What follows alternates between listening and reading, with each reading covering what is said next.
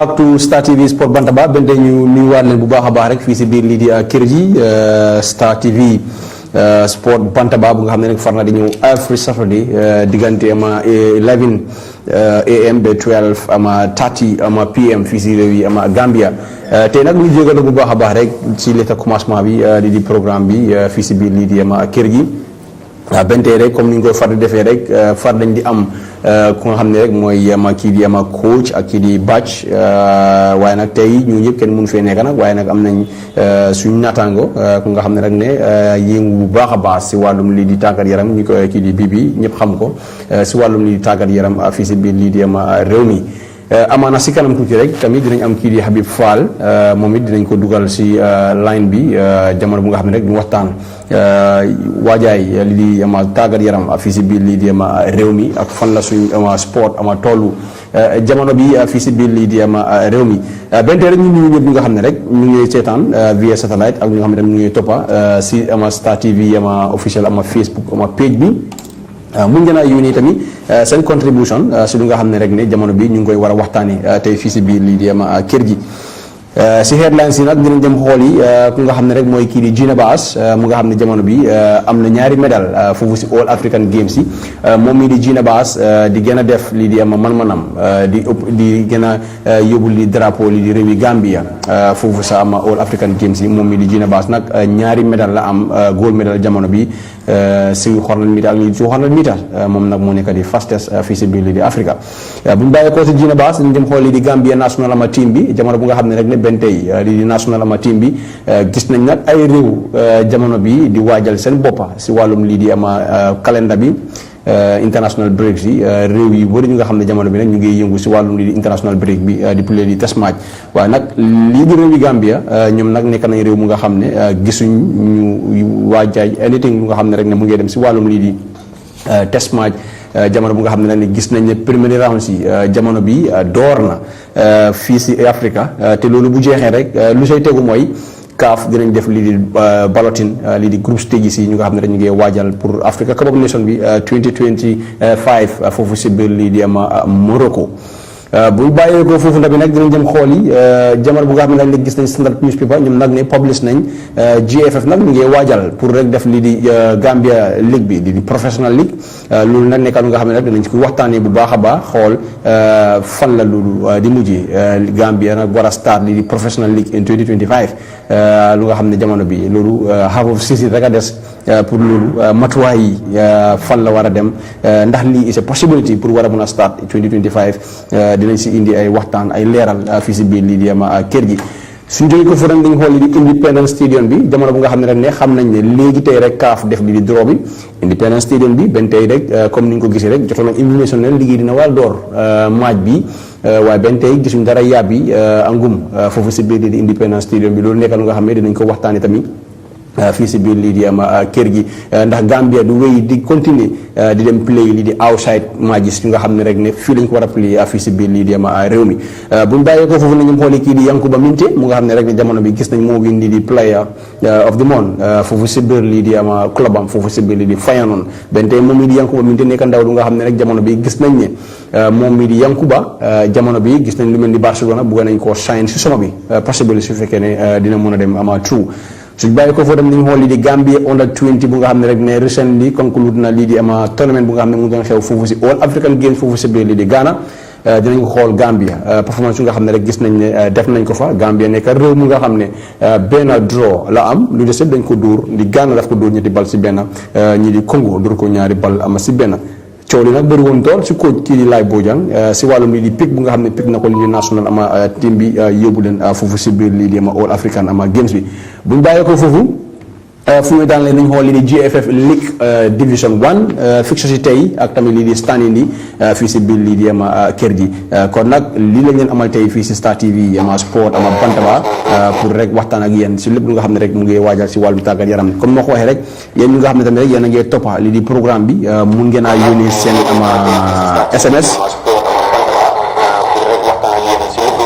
ñu jégal waa mun ngeen a yónnee seen SMS si via Star TV ama Facebook page bi rek lépp dinañ ko fi jaaral li nga def rek mooy dinañ bàyyi kii di Bibi mu nuyu askan bi fii si Star TV Bibi ñu bàyyi la nga nuyu. jërëjëf Mbaye sant amin déglukat yi ak New Zealand di leen welcome to another episode of the Sport Bantaba. I think headlines yi nekk nañ loo xam ne lu interesting la te ñu ngi wax ñëpp ne ñu stay tuned while su ñu indil leen lu nga xam ne moo gën a face into Gambian football especially suñu league boo xam ne ñu ngi ko waaja gis ne dañ ko bëgg a professionalize and talk about the just concluded African Games. So these are interesting headlines and looking forward pour ñu dugga si di wax ñëpp ne a very happy weekend, you know. All right, thank you very much. Li lañu am fii si Star TV ama Sport Bantaba ak kii di ama Bibi ñi lañ waxtaan lépp lu nga xam ne rek mooy ruuse si wàllum lii di ama tàggat yaram fii si biir lii di kër gi comme moo ko waxee rek yéen tamit ñu nga xam ne yéen a ngi toppa programme bi rek am ngeen seen wàlla mun ngeen a yónnee seen SMS via on Star TV ama face ama book bi rek su boobaa dinañ waxtaanee lépp lu nga xam ne rek ne moom lañ war a mun a waxtaanee fii si biir lii di ama kër gi comme moo ko waxee rek lu ñu njëkk a doore rek mooy mu nga xam ne jamono bi gis nañ ne bi am na almost fana 2 gold medal yu nga xam ne rek ne moom mii di Ginebas jamono bi am na ko foofu si biir lii di All African Games ak foofu si biir lii di ama Ghana mu nekk lu nga xam ne rek ne yaakaar naa ne tey Gambia war nañu mun a pugaru si wàllum lii di ama Ginebas teg ko tamit fu nga xam ne rek ne fa la yeneen réew yi de teg seen athlètes yi jamono bi yaakaar naa ne ndaw loolu ekkati na lii di flag yi lii di Gambia 100 bi tamit moom moo ko win gold medal 200 bi tamit moom moo ko win kon nag ne Ginebas yaakaar naa ne Gambia amal nañ ko lu rëy lu nga xam ne rek ne war nañ koo fay ndaw lii. waaw absolutely Mbaye nit war a def kéemtalaay kàttanam gis ne mu represent dëkkam loolu rek nit dañ ci war a jaajëfal Gina si loolu because am na ñoo xam ne ñu bëri ndaxte ne am nañ chance pour represent Gambia dañ dem ba time ñu decline ñu bañ a ñëw wala ñu bañ a feeñal seen boppa wala ñu bañ a def loo xam ne daal dinañ wax ne si turi Gambia lañ ko defee moom su amee gëm-gëm bi am kàttan bi am sañ-sañ bi yàlla mee ko loolu muy represent Gambia te di indi kontante si waa Gambian si di gën a yóbbu flag yi Gambia bi ci kaw ci kanam I think ne it is important also government under the Minister of Youth and Sport ñoom tam ñu delloo ko njukkalam gis nañ Ginebas in most of the times daf ko def find very difficult to travel and a top athlete like Ginebas mu nga xam ne is right now the fastest sprinter in Africa. Absolutely. Loolu is absolutely big. And te mu ngi yóbbu Gambia ci kaw bu baax a baax soo seetee di All African Games volleyball mu ngi fa football mu ngi fa a lot of sports but at the end of the day all these people mënuñoo indi gold mënuñoo even bronze so during the athletics that was our only hope ne gëm nañ ne dina mën a ñëw ak dara and failed Gambian ci 100 meters daf ko dem mu am ko perfectly 200 meters boo xam ne moom la gën a mu ne daf ko am perfectly so basically luñ ko war a def mooy ñu delloo ko njukkal luñ ko delloo njukkal mooy diplomatic passport should be given to Gina loolu mooy di reality and government should start putting those realities on the table to make sure that immediately Gina jóge na in the African Games they have to hand him a diplomatic passport like lu guy def to the players in as much as we are saying this to every du athletes yi kese du players yi kese all the people that are within this sporting fraternity government should do the needful if they should and in the case of Gina they have to do the needful she is a national asset and she must be treated like a national asset and in treating her like a national asset dañu war a make sure su ñëwee ñu jox ko a very very warm welcome président bi mu invite ko si njiitali ministre bi mu nga xam ne moom moo amee wàllum tàggat yaram ñu génne diplomatic passport ne ko ne am like police bi lu def Gina was a sub inspector promotion bi bu mu ñëwee the police has increased her rank to make him an inspector that is commendable for the police because gis nañ lu moo def because fii ku nekka dafa am yàlla lu la jox am nañ ñoo xam ne baax nañ si kayit am nañ ñoo xam ne they are good in extracurricular activities moo tax even in football in school dañoo make sure ñu ne leen ne extracurricular activities dafa important because da ngaa gis ne ku munta baax si classe dina mën a baax si beneen boor te ñëpp mënuñoo dem daw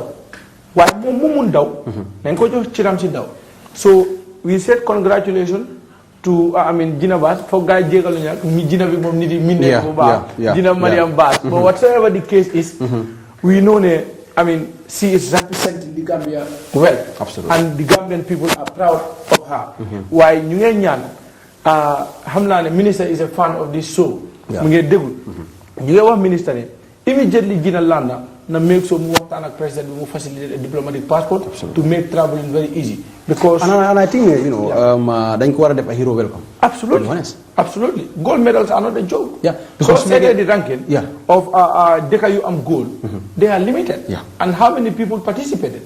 Why Suljina also has a heroic welcoming is nyata sports, nyata discipline into these all African games. Yeah. Ken Muntare lo Gambia. Yeah. The goals, it seems that Gambia, because Nigeria with 11 goals, Ethiopia with 7 goals, South Africa with 7 goals, Kenya with 6 goals, Ghana 3 goals, Algeria 2, Gambia 2, Morocco 1, Zambia 1, Cameroon 1. Absolutely. So what has these are the only 2 medals Gambia. Wow, that's important. Only 2 medals in all games. 2 gold medals for Gambia with all the disciplines that participated. Yeah. And it is through athletics. We say kudos to the athletics team, but we also say kudos to Gina because for far too long we have Gambia to the highest level. So in taking us to the highest level, what we can do as a nation also is to make sure you have the needful. Yeah. Giving her a diplomatic passport is making things easier. Absolutely. Yeah, you understand? Because I'm on the time, Gina I'm travel. Yeah, at once in France. Of course. Yeah. And this should not happen. Because the thing is that you're number 1 in Africa. Sadika warla muna defara 200 meters. It's absolutely I'm thinking. Why I believe under the Minister of Youth and Sport, with all due respect, man gumnani, Minister should be praised. Yeah. Yes. When the Minister Baji took office, Dafa def a lot of improvement in all the sectors in as much as our sports is concerned. By Niki Noko Bany do in certain things. So they feel right from you. The number of delegates African Games. Absolutely. Okay. The number of delegates you African Games. This is the first time. It's huge. Yeah. And each delegate was given $55,000. Wow. Those are the delegates. Coaches are given above that because coaches at least okay. So if we assume 55,000 is given to the athletes, we expect 60 above for the coaches. Yeah. So that is huge on his ministry. But we put this to him. Now we have somebody who is a national asset and he is in fact a continental asset. Yeah. Because Africa, Sujina Didao is representing Africa. Absolutely. Because it's the best in Africa. So new ministry, let them do the needful through the office of the president. You make sure you job a heroic welcome. Absolutely. So you job a diplomatic passport. Because deserve now. And that for deserve. And that is the hard fact on the table, mate. All right. Thank you very much. Lolo nekk si wàllum kii di Gina Bass bente rek yéen ñuy seetaan tamit rek any comment lu nga xam ne rek am ngeen ko wala contribution si wàllum kii di Gina Bass incha allah rek dinañ ko jaaral fii si biir lii di programme bi mooy kii di Gina Bass si yëngu-yëngu yu nga xam ne jamono bi mu ngi ko defal lii di réew yi Gambia dégg nga rek tey Gina su nekkoon si beneen réew nu ko gars yi di jëlee seen media bi télévision ci yeeg dafa dégg dayoo daal waaye daal it's very sad it's not high because doo ko dee dégg sax ay some online ngay gis with I think it's very bad am nañ kii di Mr Fall ñu try xool nañ ko mën a connect moom it rek hello Mr Fall Mbaye islam hello Mr Fall Maya. Halo. Maya. Wah, maa ngi laa dégg waaye mu ngi break ok léegi maa ngi laa dégg bi. Yeah. Yaa ngi fine. Alhamdulillah. Okay, bro. So what's happening? waaw li ñu waxtaan rek mooy about Gina Bass gis nañ ne am na ñaari gold medal pour Gambia Gina Bass gis nañ tamit Gambia national team bi there is no test match pour national team bi gis nañ démba test match yi yëpp door na réew yi ba ngi play even suñu former coach bi sax kii di coach Tom involved in international match GFF league bi dañ ko bëgg a def professional league comme ni ko gis standard by 2025 mooy next year gis nañ tam Independence Stadium bi benn tey déggoon nañu xibaar ne dina war a start si weer bi waaye startagul benn tey gis nañ kii di Yankuba Minteh mu nekk ndaw lu nga xam ne mu ngi wéef foofu si biir lii di Europe win player of the month ak lii di Feyenoord Barça boo ko sign si soma bi Gambia under 20 bi tool yi bëri na trop ak kii di Lai Bojang with their poor performance bu nga xam ne def nañ ko foofu si biir lii di All African Games yi GFF League Division 1 standing ak fixtures lii mu nekk lu nga xam ne tey bëgg nañ ko waxtaanee. waaw Mbaye ak dama our sister Mariam Ba di ko congrats once again not the first time we them outside we am the mom min na ko it's becoming now it's becoming enormous is ko xamne I think man dama ko oye as our biggest ambassador man ko de oye I think it's not better athlete who outside the compete with more than Gina. So once again, like I think he made us proud. We just need to keep supporting Gina in all aspects, especially our authorities, government, including sports. They make so we very good income outside the Gambia. You know, I think Gina scored. I think she can do that. So once again, the entire country, are proud of that. So they will win 200 in that fashion by Lulu Yobu. So I think just with them by how football is going globally. Even it having a Lulu Gambia for us impossible by so I mean we have to do the right thing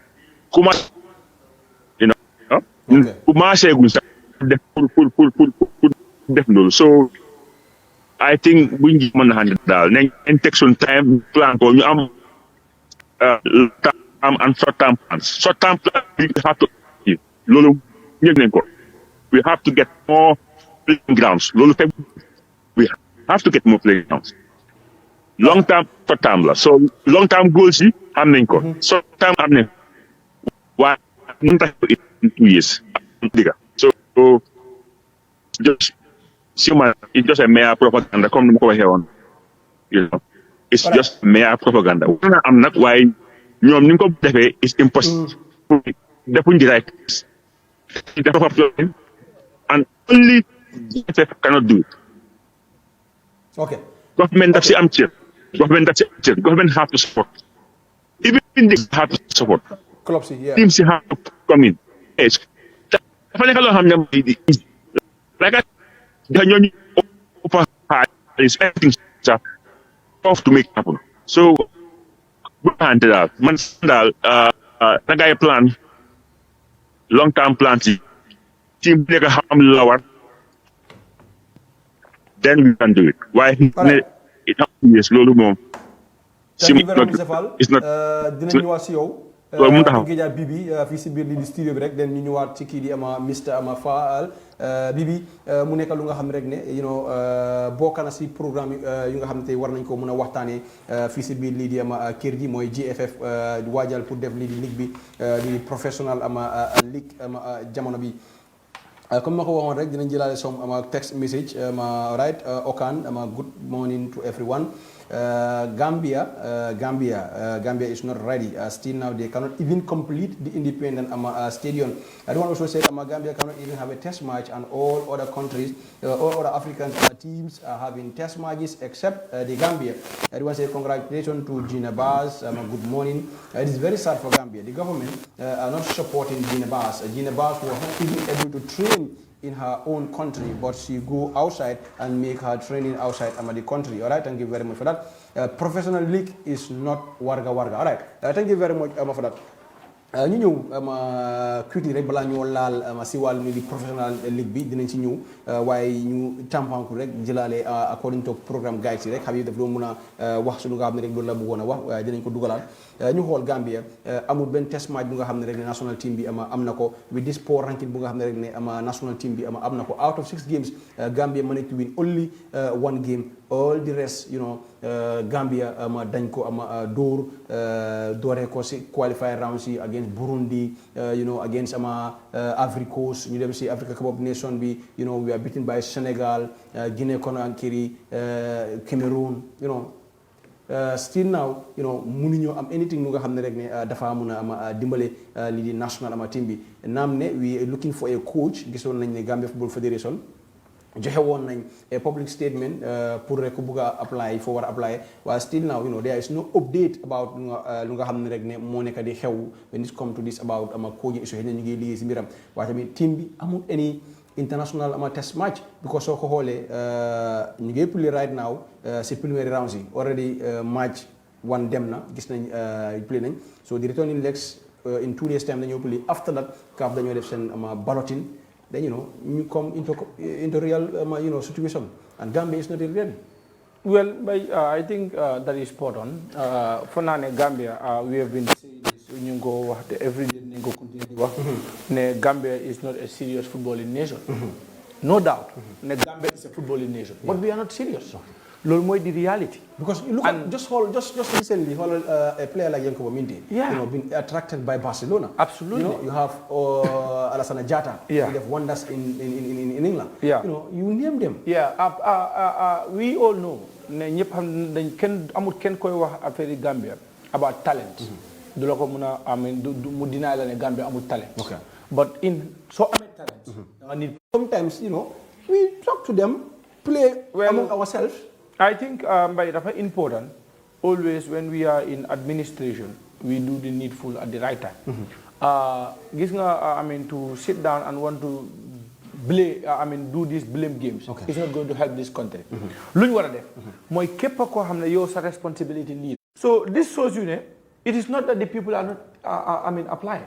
People are applying, but what is stopping from the GFF to do the needful and give the ministry the recommendation? Absolutely. You can only give the ministry the recommendation. Ministry don't allow well, we cannot finance this, we cannot do this. Good. For far too long, GFF have been paying Tom.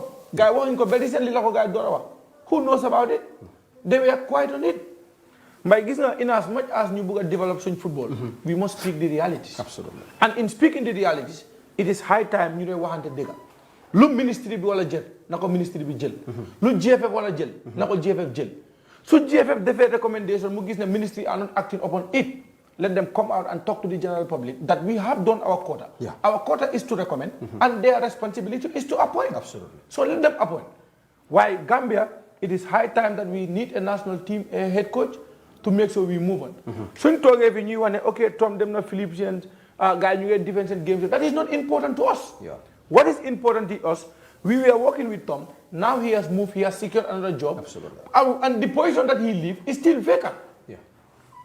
So we owe the ministry, in line with the GFF, let them do the needful. If people are applying, application of our deadline. Yeah, absolutely. Deadline is jote.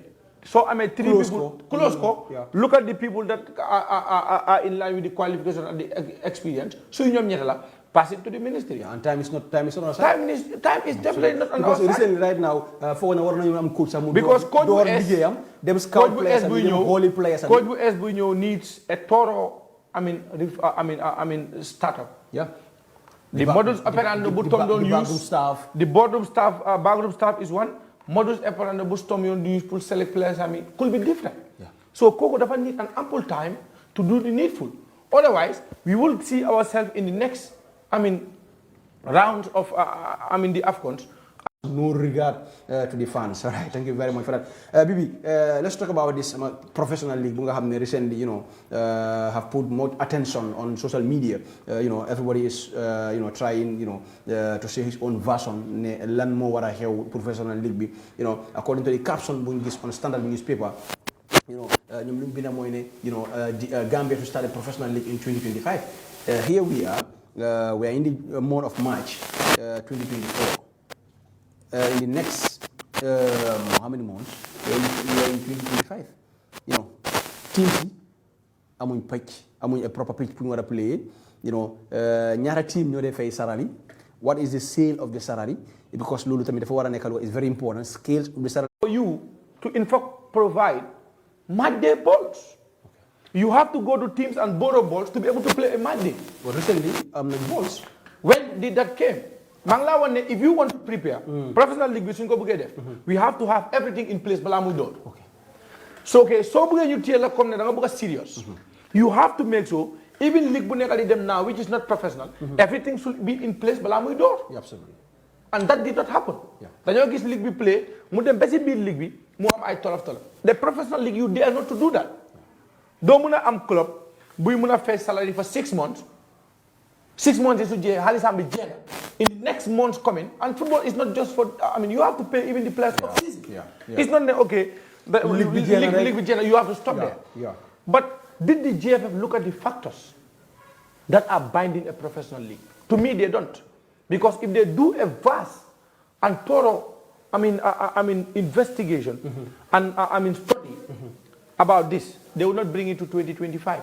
Maybe they go in the in 2030, 2035 or so. But Manluma observe into the GFF, which they have to change if they want to administer football properly in this country. They have to stop looking at the short-term projects. Anytime something that is short-term do last long, and this is what happens to them. And Manluma observe. Luma observe more. Anytime election is a little bit closer, the GFF will want to bring something. So you think it is about that is the reality. 26 election. That is the reality, because you also in the 2025 professional league, 2026 you want to sit there and take the credit. Okay, I have brought a professional league, and you want to just go and play the minds of the stakeholders. Let them bring you back. But that is not the case. So continue the project. The hard fact is, a professional league in a simple football term is about football products, services for profit.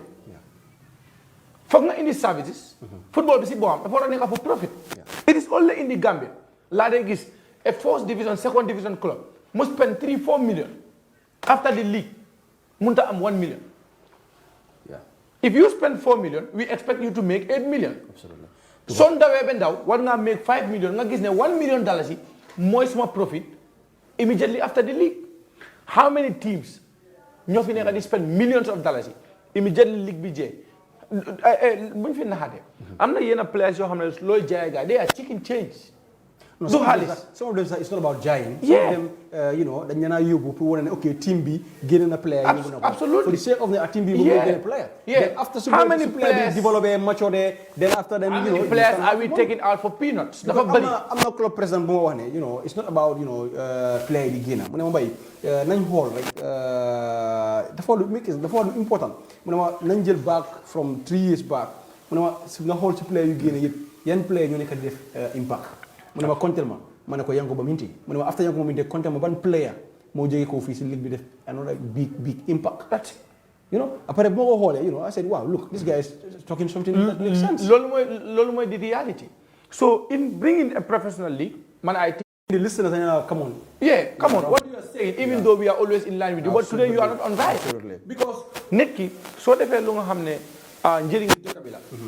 Keneen jox feli mu buga la si ngaaña kooku si boppam bëggu dëkkat. Because amul benn Gambian bëggu ligue bi nekk professionnel. No, everybody is pour ligue bi nekk professionnel. Ligue bi suñu rakay suñu mag yi suñu brothers yi suñu family members yi ñoo si nekk di play, and we feel for them. Koo xam ne dafa jóg suba early in the morning mu dem play su ñëwee lu moo nekk sa du ko mën a am. It's a professional league. You must have a pitch. You must have a pitch. Well, the pitches. You must have a club. The pitches. Although su ne amuloo pitch nga dem bokka club a pitch. Waaw. Because normally daf day mën a xam. Club si seen boppa. Ngeen bokka waaye. Club si seen boppa. ñaata club ñoo fi am pitch. You only count Real de Banjul and Basole. Walidan Hawks Football Club. Kabaket. Yeah. Akan. Those are the two. Those are the ones that we know on the ground. They also have a clubhouse. That's Real de Banjul. Hawks, they have a clubhouse. Yeah. At Cardiff. So what we are trying to say. So do you expect them within some months, Lawa? It's not possible. A pitch? It's not possible. It's a dream. I'm a clubhouse. And it cannot be a dream that will come true. Come on. Because factors you pour on mobile. These are not one or two. Unless they spend millions on the clubs. No, they can never spend millions. Because I've given you a clear example. When the COVID fund came, they could have empowered the teams. Give them each $1 million instead of one guy. They did not do it. So they are there for their self-interest, not for the interest of the teams. Okay. And the teams will also understand that we are not going to accept putting our resources without getting anything. Fii kufi mundi am halis. Ngay gene te dara neexu di dugal you go bankrupt. Rek am na club président mo wax rek jégi ba challenge dama waji man soy taxante dina. How many clubs, how many teams, how many nit ñoo fi bëgg invest into football buñ ci duggé they let us sold their team. So xolé sax can you sustain this match bonus? My brother. Club bi amut am sponsorship. Club bi amut sponsorship. Camping kese is a problem. Ñara club bi am sponsorship. I watched the third division games. There was no benches for the teams. They were all seated on the ground, mixed with the fans. So, that was sad. That was sad. But just to add up this, a professional league, if you want to make it, is where you have products and services for profit. Products and services. The GFF is a league. League, but I'm a professional. They are not working with the media houses to make sure they take it. If you come and match, team be sent bopa. More provide, make sure we gain a game own game. Yeah. With all this sponsorship with Balu and others, where are you watching the GFF? It started, but channels you guys were you able to access them. I11 Sport. Those are things that are a joke. Can you understand? So I think the mistake we got from because many people are just doing this voluntarily. Because when I have been screaming, I think Bokana Sinjaka scream GFF League for free. Absolutely. For free. But should that happen? For free. Should that happen? No, part of the game pour dimbale xalé yi pour dimbale xalé yi waye immediately that contract come bu contract bi ñëwé then ci lañ stop ñu bari. Yeah, they have to stop. But then ñu sétan len luma la wax moy in as much as we want to help the people, we cannot go to our detriment. By football is a sport that can make you $1 million in a night.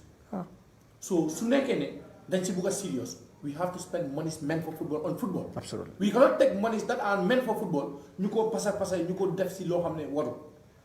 Professionalizing this league, I am putting it to the Gambia Football Federation. It's not possible.